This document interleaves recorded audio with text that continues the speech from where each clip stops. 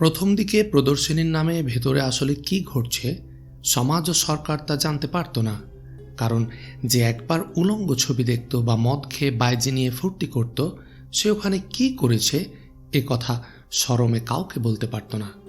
তবে একবারে পাপের স্বাদ ও আকর্ষণ যে পেয়েছে, সে বারবার ওখানে যেত। সে বাইরে কারো কাছে এ কথা প্রকাশ করত না, এই জন্য যে যদি ব্যাপারটা সরকারের কানে যায় তবে নেশা ও আনন্দ থেকে তাকেই যে চিরবঞ্চিত হতে হবে। অধিকাংশ ক্ষেত্রে এই আনন্দ ও নেশার শিকার উঠতি বয়সের কিশোর এক শ্রেণীর যুবক ও সেনাবাহিনীর কিছু সদস্য, যারা এই কর্মকাণ্ডে জড়িত ছিল। তাদের মিশন কি পরিমাণ সাফল্য লাভ করত তা জার্মান বংশোদ্ভূত যুদ্ধ বিশেষজ্ঞ ক্রুসেড নেতা হরমন তার শাসককে নিয়মিত রিপোর্ট করত। এসব ছবি আসত স্পেন থেকে। স্পেনের শিল্পীরা এমন সব ছবি বানাত যে ছবি কঠিন সংযমী মানুষের সংযমকেও ভেঙে চুরমার করে দিত। ক্রুসেডের সাথে জড়িত খ্রিস্টানরা অন্তর্ঘাতমূলক কার্যক্রমের অংশ হিসেবে পরিকল্পিতভাবে এসব ছবি তৈরি করিয়ে প্রদর্শনীগুলোতে পাঠাত। একজন শিল্পী একটি যুগল নূর ছবি নিয়ে এলো হরমোনের কাছে। ছবিটি ছিল বেশ বড় সাইজের জল রঙের পেইন্টিং। শিল্পী অত্যন্ত নিপুণভাবে ব্রাশ ও তুলির প্রতিটি আঁচড়ে ছবিটিকে জীবন্ত করে তুলতে চেয়েছে। উজ্জ্বল রঙের ব্যবহার এবং বিরল একটি অশ্লীল পোজের কারণে ছবিটির দিকে একবার তাকালে সহজে চোখ ফেরানো যেত না। ছবিটি দেখে খ্রিস্টান শাসকরা একে অপরের সাথে উলঙ্গ রসিকতা শুরু করে দিল। হরমোন বলল, আমি এখন এ ধরনের অসংখ্য ছবি বানিয়ে মিশরের বড় বড় শহরগুলোতে গোপন প্রদর্শনীর ব্যবস্থা করে দিয়েছি। সেখান থেকে আমাদের কাছে সফলতার সংবাদ আসছে। আমি কায়রোর নব্য যুবকদের মধ্যে নগ্নতা ও পশুত্বের এমন বিস্তার ঘটাবো যেন তারা পাগল পাড়া হয়ে যায়। এমন উন্মাদনা সৃষ্টি করব যাতে তাদের যাবতীয় মানবিক বোধ, বুদ্ধি, আবেগ ও প্রেরণা ধ্বংস হয়ে যায়। জাতীয় কর্তব্যবোধ, ধর্মীয় নৈতিকতা ও ঐতিহ্যের প্রেরণা সবকিছুই তারা এই আবেগের স্রোতে ভাসিয়ে দিয়ে ডুবে থাকবে মজের মাহফিলে। কিরকম সাফল্য পাচ্ছ এই অপারেশনে জানতে চাইল একজন। খুবই আশাব্যঞ্জক। এসব ছবি মিশরের স্থানীয় মুসলমান ও সৈনিকদের মানসিক ও চারিত্রিক দৃঢ়তা নিষ্ক্রিয় করে দিচ্ছে। যত সময় যাচ্ছে প্রদর্শনী ততই জমজমাট হয়ে উঠছে, ভিড় বাড়ছে। অনেক যুবক এসব ছবি কিনে নিয়ে ঘর সাজাচ্ছে ওদের। দরজা বন্ধ করে ঘন্টার পর ঘন্টা খুঁটিয়ে খুঁটিয়ে ছবি দেখছে আর দল বেঁধে নেশা করছে। আমাদের গোয়েন্দা বিভাগের লোকেরা মরুভূমির বেদে ও যাযাবর মেয়েদেরকে অর্থের বিনিময়ে সমস্ত কায়রো শহরে ছড়িয়ে দিয়েছে। সেনানিবাসের আশপাশের ভিড়টা ওদের বেশি। উপশহর ও শহরতলিতে অনেকগুলো বাসা ভাড়া করে দিয়েছে ওদের জন্য। ওই মেয়েরা উই পোকার মতো সুলতান সালাহ উদ্দিনের ইমানদার জাতি ও সেনাবাহিনীকে খেয়ে শেষ করছে। কোনো সমস্যা হচ্ছে না? প্রথম দিকে কিছুটা সমস্যা হয়েছিল।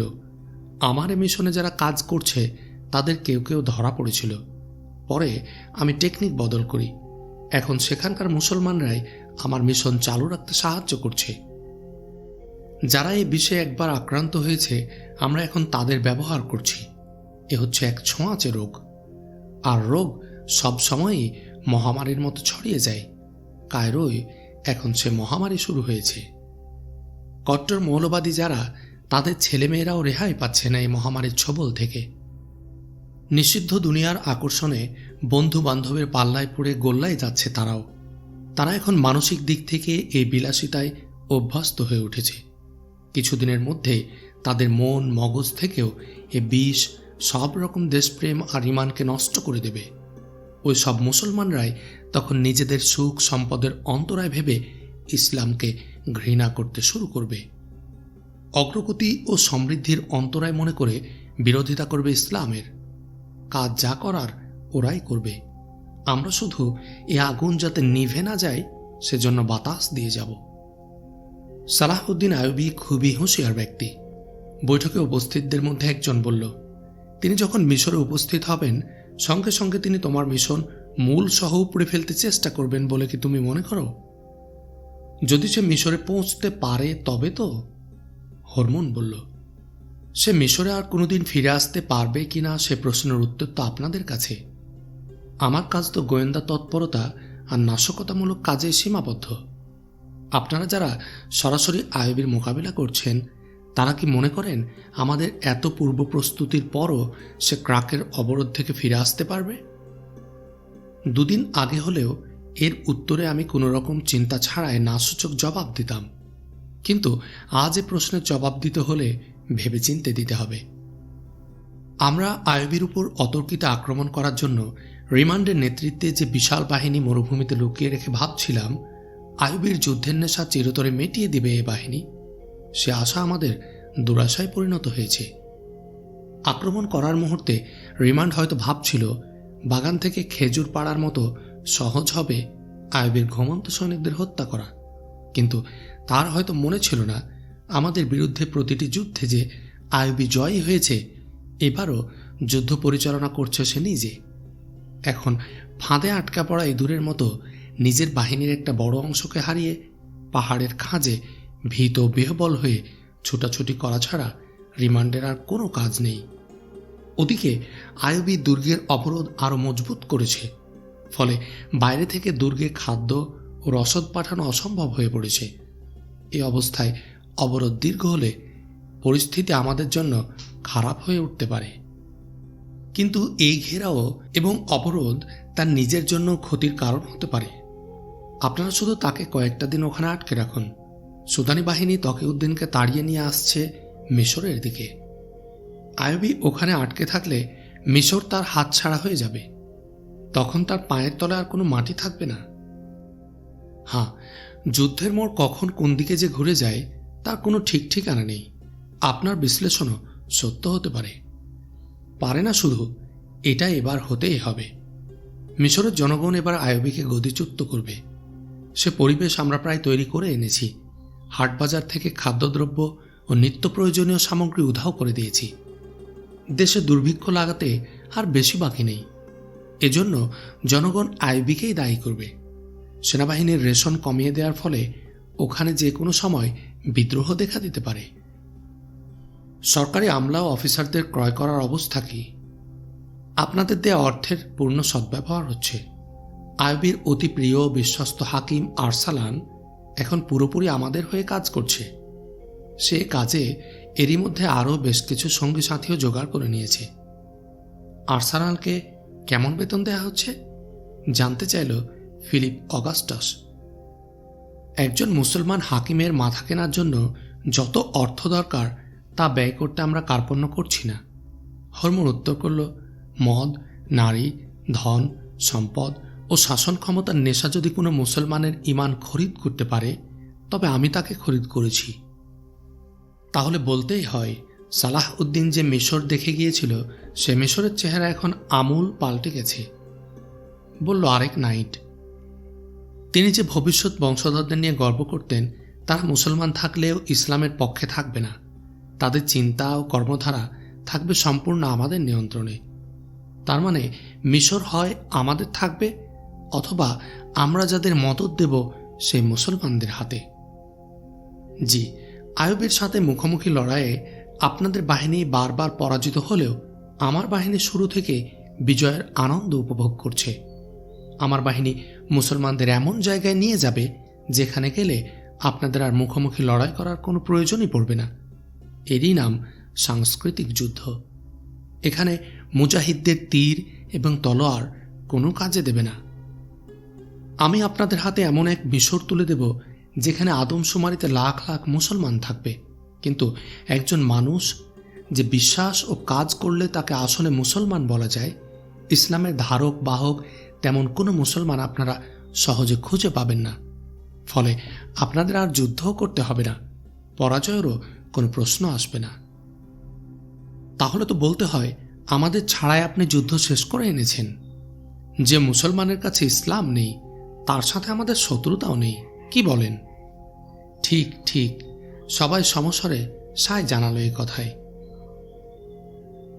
হরমোনের এই আশাপ্রদ রিপোর্টে শাসক শ্রেণী খুব খুশি হল। ফিলিপ অগাস্টাস সেই সংকল্প আবার ব্যক্ত করল যে কথা সে আগেও কয়েকবার বলেছে, আমাদের যুদ্ধ সালাহ উদ্দিনের সাথে নয়, ইসলামের সাথে। সালাহউদ্দিন আইয়ুবীও মারা যাবে, আমরাও মারা যাব, কিন্তু আমাদের এই আবেগ, প্রচেষ্টা ও উদ্যম চিরদিন সতেজ ও জীবিত থাকা প্রয়োজন। ইসলামকে দুনিয়ার বুক থেকে মুছে ফেলা এবং সারা বিশ্বে খ্রিস্টান শাসন প্রতিষ্ঠিত করা ও তা টিকিয়ে রাখার কথা চিন্তা করতে হবে আমাদের। এজন্য প্রয়োজন এমন সেক্টর খোলা যেখান থেকে ইসলামী আদর্শের উপর আঘাত হানা যায়। মুসলমানদের রাখতে হবে ঘুমের জগতে। কি হারিয়েছে তারা যেন তা টের না পায়। ইসলামের নির্দেশিত পথে না চলেও ওরা যেন ভাবতে পারে ওরা মুসলমান। তাই তো আসলে মুসলমান তো সে যে কোরআন ও সুন্নাহর আলোকে নিজের জীবন চালায়। আর ঈমান ও আমলে মিল নেই, সে আবার মুসলমান কিসের? উল্লসিত হয়ে বলল একজন। কিন্তু এ কথা তাদের বলা যাবে না। তাদের বলতে হবে মুসলমানের কাজ হলো আল্লাহকে বিশ্বাস করা এবং হযরত মুহাম্মদ সাল্লাল্লাহু আলাইহি সাল্লামকে ভক্তি করা। ঈমান ও আমল ভিন্ন এ কথা বললে তারা ক্ষেপে যেতে পারে। তাদের বলতে হবে ধর্ম আর জীবন আলাদা, তাহলে আর কোনো সমস্যা থাকবে না, বলল ফিলিপ অগাস্টাস। হ্যাঁ, বলতে হবে ধর্ম পালন করা যার যার ব্যক্তিগত রুচি, সামর্থ্য এবং সময়ের ব্যাপার। এভাবে ইসলাম ও মুসলমানকে বিচ্ছিন্ন করে ফেলতে হবে। কোরআন ও হাদিস থাকবে তাদের তাকের ওপর। বড়লোকের শোকেশের শোভা বাড়াবে এসব, কিন্তু তার আলোকে জীবন না চালিয়েও দিব্যি মুসলমান থেকে যাবে সবাই, বলল এক সেনাপতি। ফিলিপ অগাস্টাস বলল, আমি হরমোনকে আন্তরিক ধন্যবাদ ও কৃতজ্ঞতা জানাচ্ছি। তিনি যে লড়াই শুরু করেছেন সেটাই আমাদের মূল লড়াই, সাময়িক সাফল্য নয়। এই লড়াইয়ের সাফল্য হবে স্থায়ী ও পরিপূর্ণ। আল ইদ্রিসের দুই ছেলেই যুবক। একজনের বয়স 17, অন্যজন 21।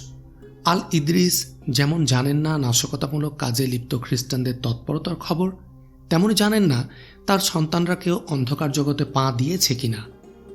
কায়রো শহরের দৃশ্যমান রূপের বাইরে আরও যে একটি রূপ আছে, যে রূপের খবর প্রতিটি যুবকের কাছে নিয়মিত পৌঁছে যায়, সে খবর তার জানা নেই। কেউ কখনো তাকে এ কথাও বলেননি, তোমার সন্তানরা আনন্দ ফুর্তির নামে পঙ্কিলতার প্লাবনে গা ভাসিয়েছে। ফলে সন্তানদের নিয়ে তিনি বেশ চিন্তিত আছেন। এরই মধ্যে ঘটে গেল এক ভয়ঙ্কর ঘটনা।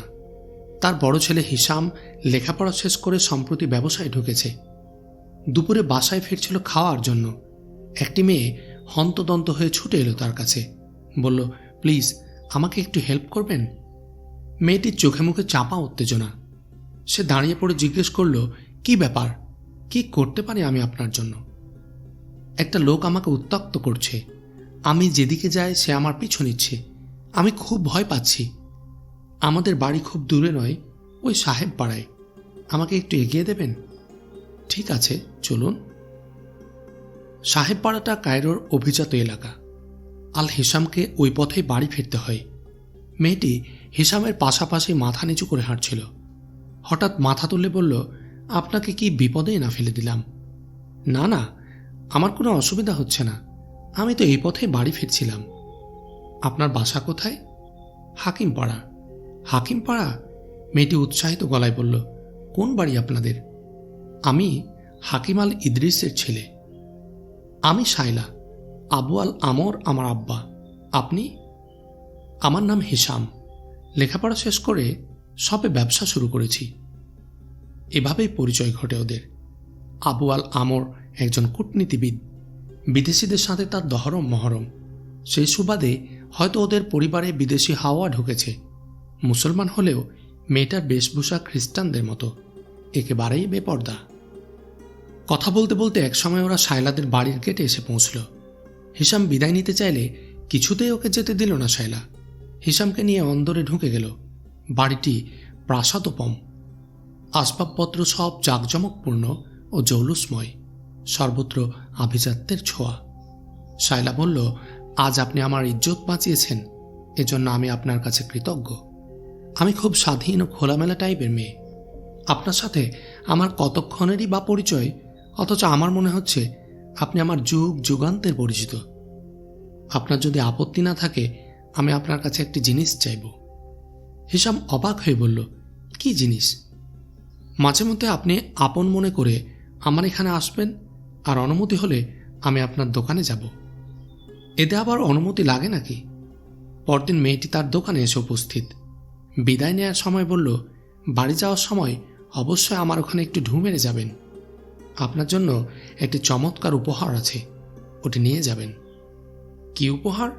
অবাক হয়ে জানতে চাইল হিসাম। সেটি বলা যাবে না, আগে আসেন, দেখতে পাবেন, বলে চোখে একটা কটাক্ষ হেনে বেরিয়ে গেল শায়লা। হিসামের যাওয়ার তেমন ইচ্ছে ছিল না, কিন্তু মেয়েটির কটাক্ষ হাসি বারবার তার হৃদয়ে এসে আঘাত হানল। রাতে দোকান বন্ধ করে বাড়ি যাওয়ার পথে শায়লাদের বাড়ির কাছে এসে থেমে গেল। ওই হাসি, ওই কটাক্ষ দেখার অদম্য একটা লোভ তাকে টেনে নিয়ে গেল শায়লার কামরায়। শায়লা আন্তরিক অভ্যর্থনা জানিয়ে তাকে ভেতরে টেনে নিল। পরনে তার রাতের পাতলা পোশাক। হিসামের সামনে সে পানপাত্র এগিয়ে ধরল। ও বলল, আমি তো মদ খাই না। এটা মদ তোমাকে কে বলল? এ তো ফ্রান্সের সেই বিখ্যাত শরাব, যা কেবল রাজা বাদশাদের ভাগ্যেই জোটে। এ খেলে তোমার নেশা হবে না, শরীর ও মনে নতুন ফুর্তি আসবে। পৃথিবীটা মনে হবে অনেক সুন্দর, যা দেখবে তাই ভালো লাগবে। মনে হবে তোমাকে সুখী করার জন্য সমগ্র প্রকৃতিতে ছড়িয়ে পড়েছে সুর মূর্ছনা। তুমি এক ঢোক খেয়ে দেখো, ভালো না লাগলে আর খেও না। মেয়েটি তার মুখের কাছে তুলে এনে ধরল পানপাত্র। ঠোঁট ফাঁক করল হিসাম। কি, কেমন লাগলো? ভালো? ভালো না, বলো তোমার ঠোঁটের মতো মিষ্টি। তুমি কি আমার জন্য এ উপহারের কথাই বলেছিলে? আরে না, উপহার হিসাবে আমি কি তোমাকে এত সামান্য জিনিস দিতে পারি? সেদিন দুর্বৃত্তের হাত থেকে তুমি যে 7 রাজার ধন রক্ষা করেছিলে, আমি সিদ্ধান্ত নিয়েছি সেই জিনিস আমি তোমার হাতেই তুলে দেব। কি বুঝতে পেরেছ? বলে কটাক্ষের বাণ হানল শায়লা। স্তম্ভিত হিসাম অবাক বিস্ময়ে তার দিকে তাকিয়ে রইল বিমুগ্ধ নয়নে, যেন এইমাত্র মধুবর্ষী কোকিলেরা বসন্ত উৎসবে মেতে উঠেছে। এরপর থেকে গোপনে তাদের মেলামেশা নিয়মিত চলতে লাগল। যেদিন আরসালান আল ইদ্রিসকে তার যুবক সন্তানদের কথা বলেছিল, তার পরের দিনই শায়লার সাথে পরিচয় ঘটে আল হিসামের। এক যুবক আমাকে খুব বিরক্ত করছে, একদিন অন্তরঙ্গ এক মুহূর্তে হিসামকে বলল শায়লা। ছেলেটা আমাকে হুমকি দিয়ে বলেছে ওর প্রস্তাবে সাড়া না দিলে ও আমাকে উঠিয়ে নিয়ে যাবে। যুবকটি কে জানতে চাইল হিসাম। শায়লা এর কোনো জবাব না দিয়ে এড়িয়ে গিয়ে বলল, না থাক, যদি বেশি বিরক্ত করে তবে বলবো। যেদিন সন্ধ্যায় হিসামের কাছে অভিযোগ করল শায়লা, ঠিক তার আগের দিন আল ইদ্রিসের ছোট ছেলে, যার বয়স মাত্র 17, তাকেও জালে আটকে ফেলে মেয়েটি। প্রথম দিনেই তার কাছে এমন খোলামেলা প্রেম নিবেদন করল যে যুবকটি পতঙ্গের মতো নিজেকে ছেড়ে দিল তার ইচ্ছার কাছে। গোপনে 2 দিন মেলামেশার পর তাকেও বলল, এক যুবক আমাকে খুব বিরক্ত করছে এবং কিডন্যাপ করার হুমকি দিচ্ছে। মুহূর্তে তার রক্ত গরম হয়ে উঠল। বলল, ছেলেটা কে, কোথায় থাকে, আমাকে সব খুলে বলো। আমি সে বদমাইশের বদমাইশি করার স্বাদ জন্মের মতো মিটিয়ে দেব। বাব্বা, সাহেবের যা মেজাজ, একটা খুনোখুনি কাণ্ড ঘটিয়ে ফেলবে দেখছি। ঠিক আছে বাবা, আজ আর বলে কাজ নেই। যদি ছোড়া আবারও বিরক্ত করে, তবে ঠিকই তার ঠিকানা আমি তোমাকে দিয়ে দেব। তখন বাছাধন বুঝবে মেয়েদের পেছনে ঘুরঘুর করার মজা কত। সে রাতেই মেয়েটি যখন হিসামের সাথে মিশল, তখন বলল, ছেলেটি আমাকে খুব বেশি বিরক্ত করছে, তোমাকেও খুন করার হুমকি দিয়েছে, তুমি একটু সাবধানে চলাফেরা করো। পরের দিন যখন হিসামের ছোট ভাইয়ের সাথে মিলিত হলো, তখন বলল, ছেলেটা আবারও আমাকে উত্ত্যক্ত করতে এসেছিল। আমি তাকে বলেছি, খবরদার, আমার একজন ভালোবাসার মানুষ আছে, তুমি বেশি বিরক্ত করলে আমি কিন্তু সব কিছু তাকে বলে দেব। ও বলে কি জানো? বলে, আমি তো তোমার ছায়া, তুমি যেখানেই যাও আমিও সেখানে যাই। কখনো আমাকে দেখতে পাও, কখনো পাও না। তোমার ভালোবাসার ছেলেকে আমি চিনি। ওকে তোমার কাছ থেকে সরে যেতে বলো, নইলে তাকে আমি দুনিয়া থেকে সরিয়ে দেব। আলম, তুমি খুব সাবধানে থেকো, আমার ভয় হচ্ছে ওনা আবার তোমার কোনো ক্ষতি করে বসে। হো হো করে হেসে উঠল আলম। ঠিক আছে, ওকে বলো পারলে সে চেষ্টা করে একবার দেখতে, কিন্তু ধমক দিয়ে আমাকে সরানোর চেষ্টা করে কোনো লাভ হবে না। এইভাবে দুই ভাই একই মেয়ের জালে আটকা পড়ে গেল। দুজনের কেউ আসল সত্য সম্পর্কে কিছুই জানতে পারল না, শুধু প্রতিদ্বন্দ্বী অদৃশ্য শত্রুকে খুন করার নেশায় ধারালো ছুরি নিয়ে ঘুরে বেড়াতে লাগলো। মেয়েটি দুই ভাইয়ের সাথে আলাদাভাবে প্রেমের অভিনয় করে যেতে লাগলো সমান তালে।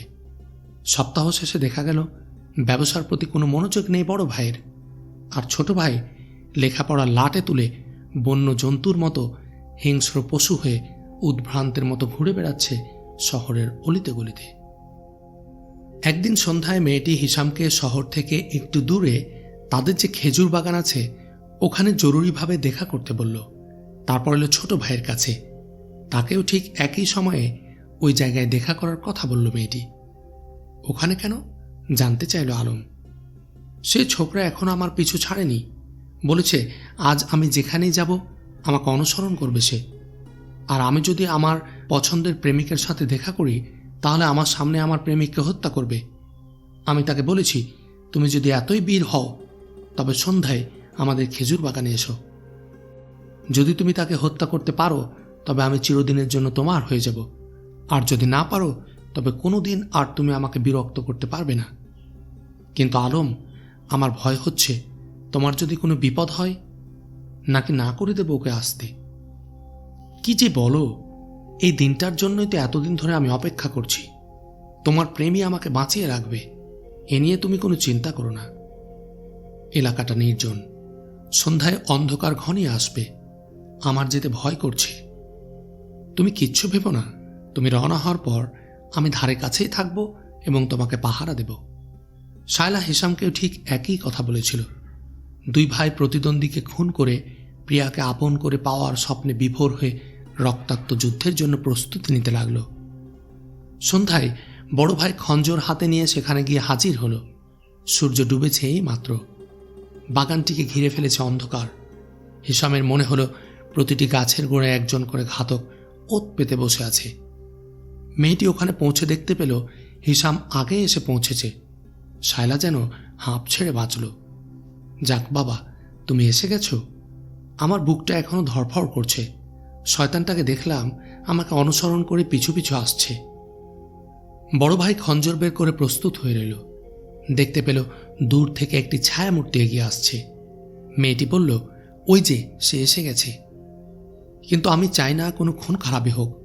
ও যদি ভয় পেয়ে ফিরে যায় এবং আর আমাকে বিরক্ত না করার অদা করে, তবে এবারের মতো তাকে মাফ করে দিতে চাই। তুমি বসো, আমি ওকে প্রস্তাব দিয়ে দেখি ও কি করে। বড় ভাইকে রেখে ছোট ভাইয়ের কাছে এগিয়ে গেল শায়লা। বলল, ওই হারামি তো আগেই এসে হাজির, কিন্তু ওর হাতে খঞ্জর আছে। তুমি বরং ফিরে যাও, শেষে আবার কি না কি ঘটে যায়। ছোট ভাইয়ের মাথায় খুন চড়ে গেল। সে এ কথার কোনো জবাব না দিয়ে খঞ্জর বের করে অন্ধের মতো ছুটল অপর আগন্তুকের দিকে। বড় ভাই যখন দেখল সে ছায়ামূর্তি ধেয়ে আসছে তার দিকে, সেও তেড়ে গিয়ে ঝাঁপিয়ে পড়ল তার উপর। প্রেমে প্রতিদ্বন্দ্বী হয়ে শক্তি পরীক্ষায় মেতে উঠল দুই যুবক, কিন্তু ওরা কেউ জানতেও পারল না এই প্রতিদ্বন্দ্বী তারই সহোদর ভাই। একই রক্ত বইছে ওদের শরীরে, একই মায়ের দুধ পান করেছে দুজনে। দু ভাই পরস্পরকে ভালোবাসেও প্রাণের অধিক। প্রবল বিক্রমে একে অন্যের উপর ঝাঁপিয়ে পড়ল।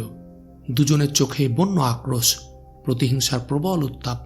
ফলে কেউ কাউকে চিনতে পারল না, কেউ কাউকে রেহাইও দিল না। একের পর এক একে অন্যকে প্রবলভাবে আঘাত করেই চলল। সারা শরীর রক্তাক্ত হয়ে উঠল দুজনের। নিস্তেজ হয়ে এলো উভয়ের শরীর। জড়াজড়ি করে উভয়ে মুখ থুবড়ে মাটিতে পড়ল। আবার উঠল, আবার পড়ল। মেয়েটি বারবার চিৎকার করে বলতে লাগলো, লাগাও, খুন করে ফেলো, শেষ করে ফেলো। উভয়ে ভাবছিল শায়লা তাকেই উৎসাহ দিচ্ছে। এ কথা ভাবতে নিস্তেজ শরীরে আবার একটু ছলকে উঠত শক্তির বিদ্যুৎ। উভয়ে আরো উত্তেজিত হতো তার উৎসাহে। আলী বিন সুফিয়ানের এক অশ্বারোহী এই পথ দিয়ে গ্রাম থেকে শহরে ফিরে আসছিল। হঠাৎ তার নজরে পড়ে গেল ওরা। অশ্বারোহী দ্রুত ওদের নিকটবর্তী হলো। মেয়েটি ঘোড়ার খুরে আওয়াজ পেয়ে চট করে মুখ ফিরাতে দেখতে পেল অশ্বারোহীকে। ভয় পেয়ে ওখান থেকে ছুটে পালালো সে। ঢুকে গেল বাগানের ভেতরে, আরো অন্ধকারের দিকে। কিন্তু অশ্বারোহী তাকে বেশি দূরে যেতে দিল না, ধাওয়া করে ধরে ফেলল। মেয়েটিকে নিয়ে লড়াইয়ের ওখানে ফিরে এলো অশ্বারোহী। ততক্ষণে লড়াই শেষ, দুজনেই মাটিতে লুটিয়ে পড়ে আছে। অশ্বারোহী মেয়েটির হাত বেঁধে ঘোড়ার জিনের সাথে আটকে দিল। এরপর ঝুঁকে পড়ে পরীক্ষা করল আহত দুই যুবককে। তখনও মারা যায়নি দুজনের কেউই, তবে অবস্থা একেবারে শেষ পর্যায়ে। কারোরই সংজ্ঞা আছে কি নেই বোঝা যায় না, নিঃশ্বাস বইছে খুবই আস্তে। কি হচ্ছিল এখানে? এই যুবকেরা কারা? মেয়েটিকে প্রশ্ন করল অশ্বারোহী। আমি চিনি না, ভয়ে ভয়ে উত্তর দিল মেয়েটি। বাজে কথা রাখো, শহর থেকে দূরে এই নির্জন স্থানে অন্ধকার রাতে তুমি কি তবে হাওয়া খেতে এসেছ? বলো, যুবকদের নিয়ে এখানে কি করছিলে তুমি? কেমন করে যুবকদের মরণাবস্থা হলো? মেয়েটি এবার জবাব না দিয়ে চুপ করে রইল, কিন্তু প্রহরী তাকে ছাড়ল না। বলল, আমার প্রশ্নের জবাব দাও, বলো তুমি কে আর এই যুবকদের পরিচয় কি? মেয়েটি এবার খিলখিল করে হেসে উঠল। ধমকে উঠল অশ্বারোহী, খবরদার, হাসবে না, যা জিজ্ঞেস করছি তার জবাব দাও। একজন যুবতীর কাছে যুবকরা কি চায় বুঝো না? কে আগে তাই নিয়ে ঝগড়া করে এবার দুজনেই মরেছে। হায় আমার কপাল। প্রহরী আবার নাড়ি পরীক্ষা করল আহত যুবকদের। মেয়েটির কথা এবার আক্ষরিক অর্থে সত্য প্রমাণিত হল। দেখল দুজনই শেষ নিঃশ্বাস ত্যাগ করেছে প্রায় একই সময়ে। লাশ দুটি ঘোড়ার পিঠে তুলে লাগাম হাতে নিয়ে মেয়েটিকে বলল, চলো। মেয়েটি অশ্বারোহীর গ্রেপ্তার এড়ানোর জন্য তাকে লোভ দেখালো। অনুনয় করে বলল, যারা আমাকে ভোগ করার জন্য এখানে এনেছিল তারা নেই, আপনি আমার সাথে যা খুশি ব্যবহার করুন, কিন্তু দোহাই খোদার আমাকে গ্রেপ্তার করবেন না। কিন্তু অশ্বারোহী তার কোনো কথাই শুনল না। তাকে নিয়ে গেল আলী বিন সুফিয়ানের কাছে। লাশ দুটিও আনা হলো। যখন আলোয় আনা হলো লাশ দুটি, চমকে উঠল সবাই। আরে, এরা তো দুজনই হাকিম আল ইদ্রিসের ছেলে।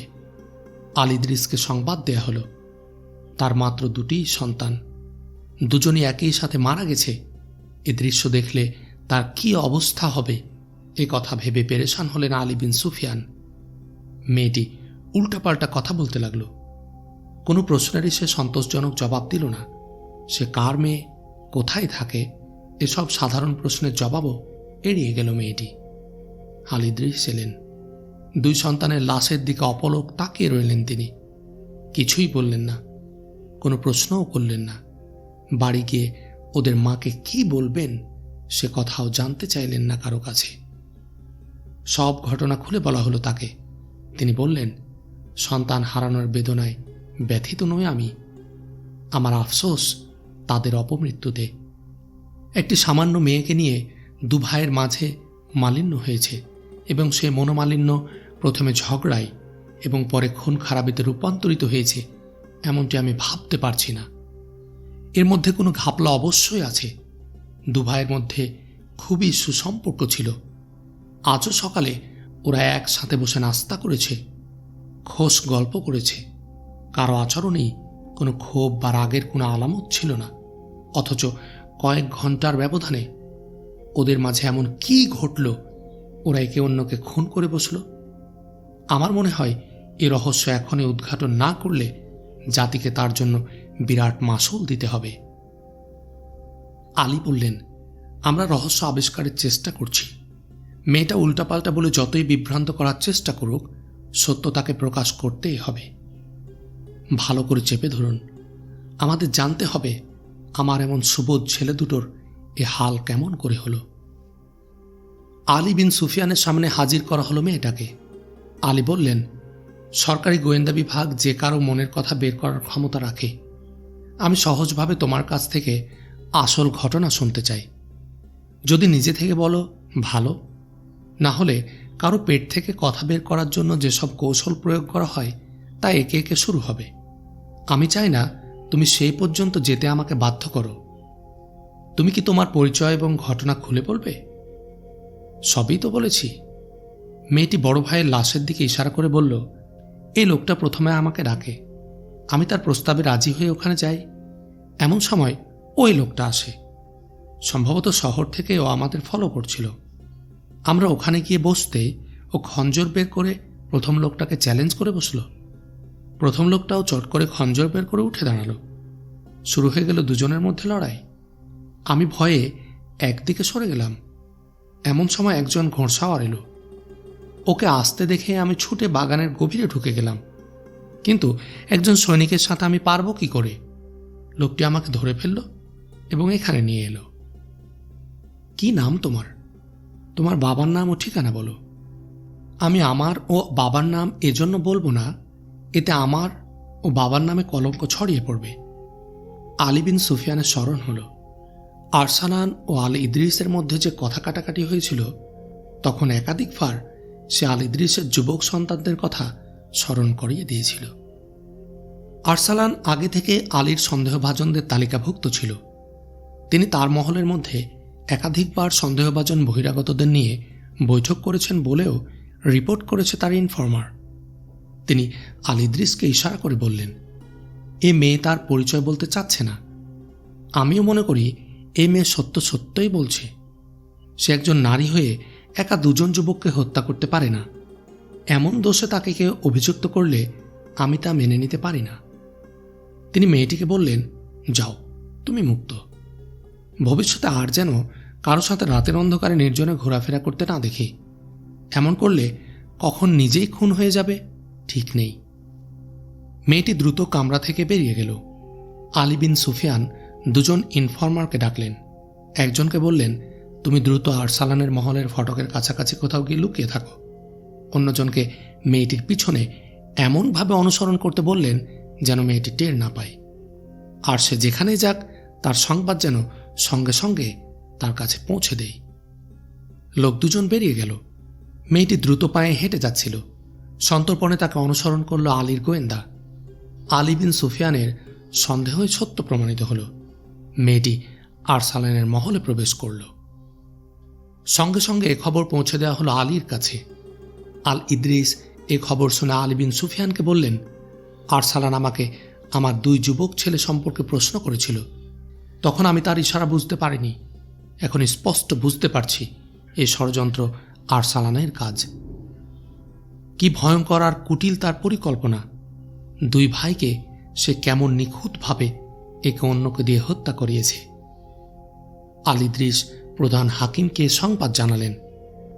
আলী বিন সুফিয়ান সিদ্ধান্ত নিলেন আরসালানের বাড়িতে অতর্কিত পুলিশের আক্রমণ চালিয়ে সবাইকে গৃহবন্দী করতে হবে। পুলিশ সুপার গিয়াস কামালকে সে কথা বললেন তিনি। সঙ্গে সঙ্গে পুলিশ এসে ঘেরাও করে ফেলল আরসালানের মহল। এখন আমি আল ইদ্রিসকে বলবো কেন আমি এত সাহসিকতার সাথে কথা বলছিলাম সেদিন। আরসালান মেয়েটির মুখে সমস্ত কাহিনী শুনে বলল, আমি তাকে আরও বলবো, দেখো আমি কি করতে পারি। সে মেয়েটির হাতে তুলে দিল শরাবের গ্লাস। তারপর দুজনই সফলতার অপার আনন্দে মেতে উঠল উৎসবে। তাদের সে আনন্দ উৎসব তখনও শেষ হয়নি। হঠাৎ বিনা মেঘে বজ্রপাতের মতো সেখানে প্রবেশ করল এক লোক। এ ব্যক্তির নাম আল ইদ্রিস। তিনি আরসালান ও মেয়েটিকে নেশায় মত্ত বেহাল অবস্থায় দেখতে পেলেন। আরসালান নেশা জড়ানো কণ্ঠে বলল, আরে বাবা, এ যে দেখছে আল ইদ্রিস। কি মনে করে এলে? ছেলেরা তোমাকে না বলেই মরে গেছে? তুমি বাবা আবার কেন এলে? আমি তো তোমাকে এক্ষুনি খুন করব বলে ঠিক করিনি। তারপর হঠাৎ যেন তার হুঁশ ফিরে এলো। সে চিৎকার করে ডাকল, দারোয়ান, দারোয়ান কোথায়? এই লোক আমার বিনা অনুমতিতে আমার জান্নাতে কেমন করে প্রবেশ করেছে? তোমাকে জাহান্নামে নিয়ে যাওয়ার জন্য। আল ইদ্রিস বললেন, আমি আমার সন্তান হত্যার প্রতিশোধ নিতে আসিনি। আমি তোমাকে গাদ্দারের কি পরিণতি হয় তাই দেখাতে এসেছি।